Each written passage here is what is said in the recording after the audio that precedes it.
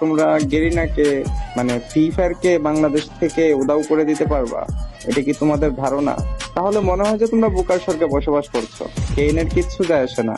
যদি এইখান থেকে যদি 500 মানুষ যদি না থাকে কিংবা 1000 মানুষ না থাকে, কেইনের আই থিঙ্ক কিছু যায় আসে না। তো রিল্যাক্সে ধৈর্য ধরে বসে থাকো, আর কখনোই গেরিনার বিপক্ষে কিছু বলার চেষ্টা করো না, তাহলে কিন্তু মনে হয় যে যতটুকু আশা ছিল সেটা হারাবে। তো হাইপার হওয়ার কিছুই নাই, গেরিনার বিরুদ্ধে কোনো কথা বলো না।